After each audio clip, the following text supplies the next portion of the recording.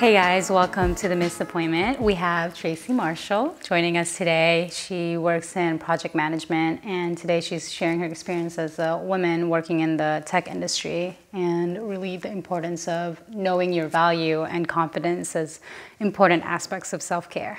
Welcome to the Missed Appointment. Thank you. It's great to be here. So for those who don't know what is project management, can you tell us a little bit of your role as a project manager in the creative and then tech industry? Sure. So I started out as a creative project manager, working for enterprise level companies. At a certain point, I wanted to get into technology. Atlanta's got a thriving startup community. Technology is big here.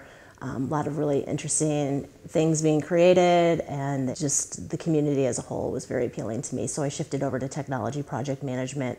And what that really entails is kind of just getting something done. That's the net of it. Development, project management. I was a scrum master, a project manager, and that was really to help build up apps and features within apps and platforms, making sure that you have all the right team members, the resources planned for, you're figuring out the timeline, the scope, the budget, maintaining all of that, making sure everybody knows what their roles are and that everyone's tracking to complete their part. I then evolved into product management, which is more about defining the features within the platform or building an app up from the ground up with the team. And then now I'm the head of program management, which is kind of larger scale projects. So I have a team of technical program managers who help execute on projects daily at an agency here in town, 22 Squared.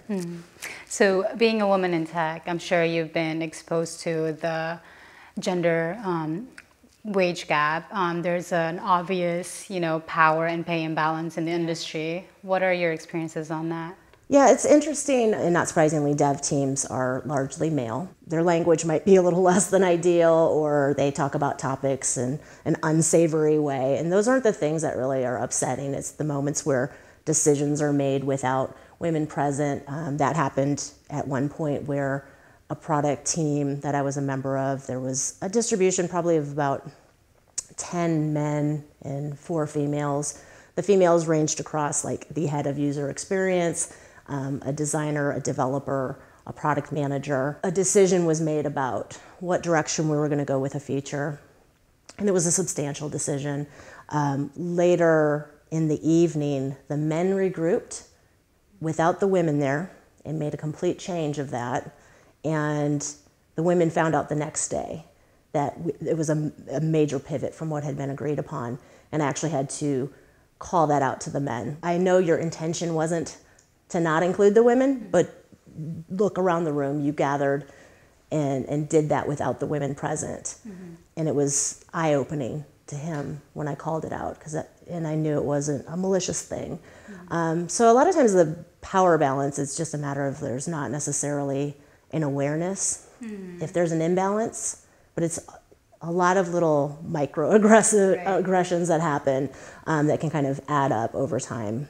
Why do you think women are not speaking up as much, even though they know they can contribute to, the conversation? I think there's a few things. One, women are conditioned in many ways not to speak up or to wait for the right moment to contribute. I think there's imposter syndrome can play a little bit of an effect there. So I think it's important to encourage it when you see it. I think there's a matter of women like to have fully baked ideas. They might think, okay, this isn't the right time, or I haven't really thought this all the way through. This is just a brainstorm idea, and that might come into play. Or they've had experiences that have taught them, I can't speak up because I get shut down. So I think it's a blend of things, but a lot of times I think there's just a matter of women want to come correct. So when I see in any conversation, anyone who seems to have a thought, it happens a lot on dev teams because you have a lot of introverts as well. You might see somebody who you can see something's churning and they're not speaking up, and you just have to kind of like a teacher, do you have something to contribute? So I try to pull that out of people too.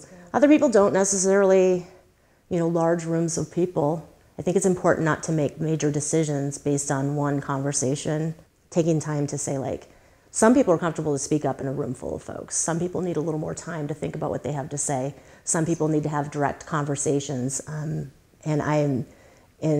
for women, I think that's more true than ever.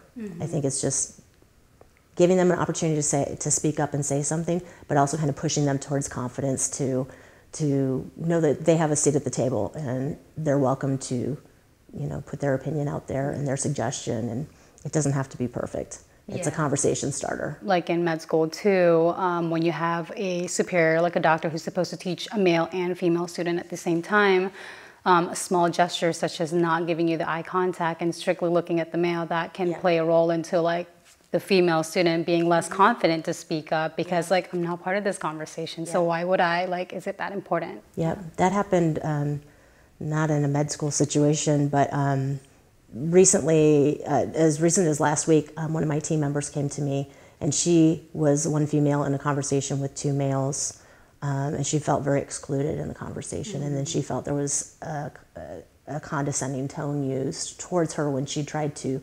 She was doing everything right. She was being assertive in the conversation. It's a project she's overseeing, and she needs to be involved in. She needs to set the timelines and delegate out to people parts and pieces to contribute. But she was very frustrated coming out of the conversation. And I had to talk to her, and then ultimately I talked to my team around, it's okay to stop someone in their tracks. Like, you have to take that step at some point. If someone's being disrespectful or not including you, avoiding you, whatever it may be, favoring, a male in the room over you, you have to stop and call it out and demand that respect. And it can be, the times that I've done it, typically it's just not something that they realize they were doing. Most often than not, it's not intentional. Or if it is, what have you done? You've neutralized them. You've let them know, I see you, I know what you're up to. So I had to really talk to her around, speak up, call it out right then and there, don't put up with it. And then I talked to my whole team around respect. I will always stand behind my team. If you speak up and call someone out for not being inclusive, for treating you, like, the worst case scenario is treating you a certain way because you're a woman, I'm always gonna have your back, like right on out the door if we have to. The nice thing is where I work right now, that's such a huge, important topic that it's not anything that's been, no stone left unturned. So I feel our organization would back us up in those conversations, and I have a lot of strong female mentors there who are also owners. So I know they're powerful in their own right. So yeah, it's a journey. Yeah, like watching your back, and that's like a form of like taking care of yourself, because when you are able to speak up and be part of this conversation, you open up your opportunities to grow too, And speaking up for others. I'm fortunate now at this point in my career to be in a more powerful position as a woman, but I'm in meetings all the time with women who don't feel that they have that power. So if I'm not there advocating for them, speaking up for them, lifting them up, having conversations, pushing them, like, what's the point? Like, why did I go to all this trouble to get to here if I'm going to forget those that are in the room? And that's true of men and women. It's power distributions happen, in weird ways at companies. It's just, you have to kind of find what the culture is and how people behave. But it's important to speak up for others too. You have been a source of wisdom to me and to many of my friends, and especially when it comes to career advice. Why do you think it's important to invest on the younger generation as a form of like taking care of yourself too? Taking care of others as a form of taking care of yourself. It's I'm so passionate about this. I think for me it started out with a realization that I went through a good part of the beginning of my career where I didn't feel anybody took me to the side and said, hey, stop worrying about the details in this spreadsheet. Nobody cares. Like, start networking or start, showcasing yourself in different ways and your talents. And you're doing too much here and not enough here. Like, I didn't have anybody kind of help build me up, or it's okay not to tolerate that. So what started out for me as something where I had a strong belief that I owed it back to those coming up behind me to have conversations that I was never afforded. Being there for somebody, helping them think through something is so rewarding in so many ways. And you learn so much back from those that you're working with. It's, age does not equal wisdom. Everybody's got their own experiences, and I learn from people across all ages and experiences. And I recognize that there's something there for me as well, but it's super fulfilling. My greatest professional pride would be to send somebody out into the world after working on my team and have someone be like, oh, you were on Tracey's team? Yeah. I know you're great. I know that she worked with you. Like, jobs will come and go, companies will come and go. So you always have to be thinking about, you know, is this person getting professionally fulfilled? Are they personally at a great place? Like, what can I do for my team to help them be better out there in the world and know their value outside of this situation? Because it's not good for a company to kind of like hold somebody down. Like, in the end, you don't benefit from that. They either leave, they get bitter, they don't grow, they become stagnant. It's not good for a company to only think of the company's best interest. You have to think of the full person. Part of building these meaningful relationships involves really fostering an environment that's honest and transparent. Why do you think that's important?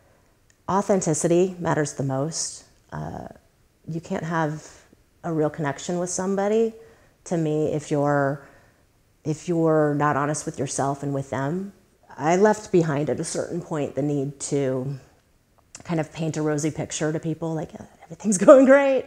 I found once I let my guard down and admitted all the milestones that I had hit that were not the ones you want to hit in life, whether it was like getting fired from a job, or having a hard time finding a new opportunity, or feeling lost in what I was doing, any number of things. The more honest I could get about my experiences, the more real conversations we could have about what was happening.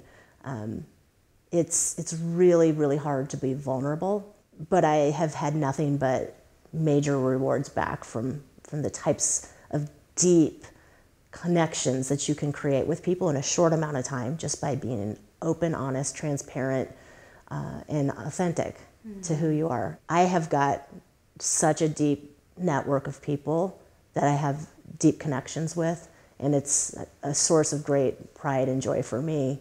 It makes me feel very fulfilled, and I feel like that just comes from that honesty, and just bringing forward the truth, whatever it is. Yeah, and I mean, as humans, we're wired to connect with people, and connecting with them to a deeper level requires more of like our vulnerable selves. Yep. Do you have any advice to those who want to negotiate a salary? I've learned over time, like, the first piece of advice is negotiate. Ask for something, don't accept the first offer. It's important not to cite back to your expenses. Talk about what your value is. What are you bringing? Don't talk about what you have to cover, in bills every month and how you need to make up for that. That's not a genuine argument back to it. And part of that is recognizing your value. Like, think about every little thing that you bring along to the opportunity for them. Also, it's a taboo subject, but it's really important to find people to share with what you're making and learn about what they're making.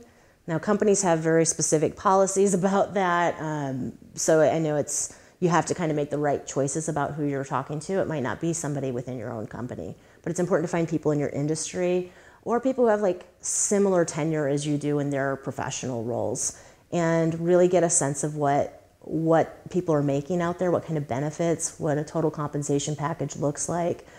So that you go in educated, and obviously there's websites and references that you can go and look for, like, what should somebody in my city with this much experience in this role be making.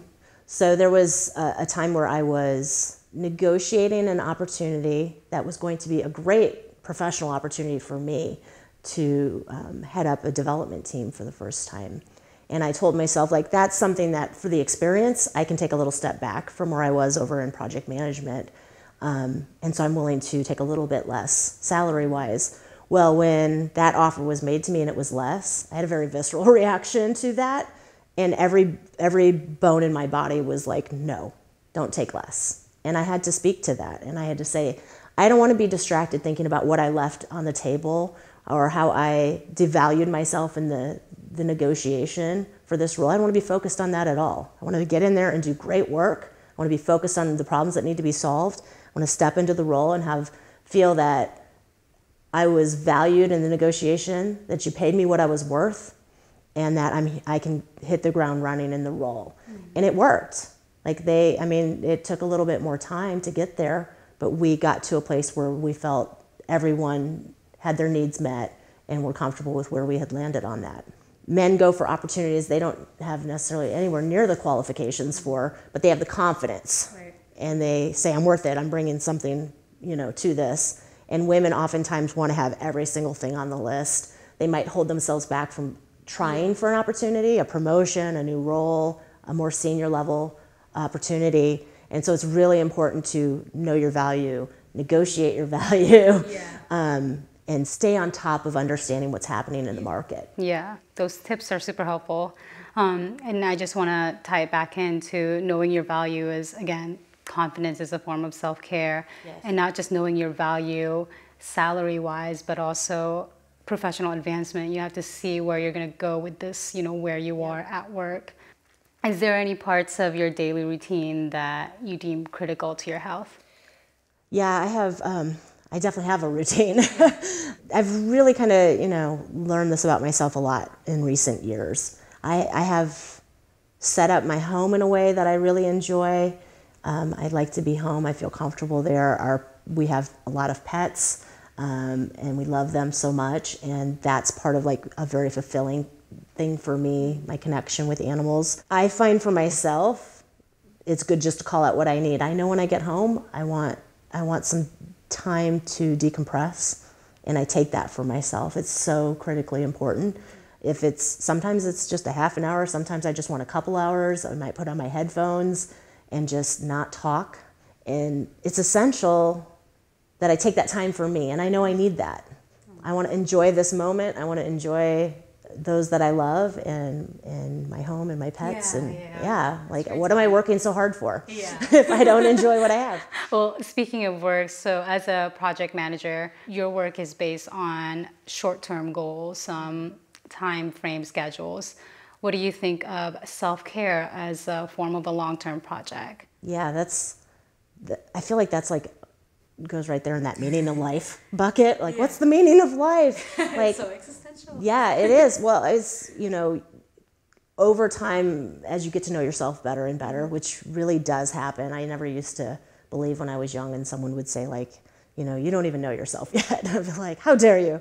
But it's really, it's one of those things, as you get to know yourself better, you have to start mapping out goals. And some things you can do like right away. Like, I'm going to take 5 minutes in the morning and meditate, or I'm going to go for this opportunity that I want, and I'm going to negotiate myself a better salary or whatever it might be. But self-care as a long-term project that's kind of the dream. Right. Like I found myself at this point in my life and career, I am thinking long-term now more than I ever was before. Whether it's like where I want to get to and how I want to get there and what kind of balance I want in my life to get there. Or what do I envision for myself? Like what do I want my final chapter to look like in life? So that's just project management kind of like dovetails into that very nicely in my opinion, because you have to have a plan. It's okay to like do something totally different than you planned. But I always say, like, I used to make the analogy, like I need a carrot that I know is out there that I'm chasing. But that's just kind of an analogy for like, I need to have something to look forward to. Yeah. And I need to kind of have a plan for myself on how I want to get there. After that too. Yeah, exactly. And again, like if we're talking about confidence as a form of self-care, that's not a short-term goal. Right. Like you're building confidence as you are growing as a person. It's important to always continue to know yourself, know what you need, demand what you need, and have the confidence to say like, this won't work if I'm not taking care of myself first. Yeah. Thank you so much for being with us today, Tracey. That was a very insightful conversation. Now I'm gonna go like find a mentor. Great. I think it's so important to find yourself a mentor in the field that you're interested in. Yeah. If you guys have any questions for Tracey or any comments about this episode, just send us a message, especially if you are working in an environment that is male-dominated. Tracey might be the person to reach out. And we'll see you guys in our next episode. Thank you. My missed appointment is All of the anxiety and time that I give to small issues and that I have given, it's something that just compounds stress. It's unnecessary. You always have to ask yourself the next day, was this even worth worrying about?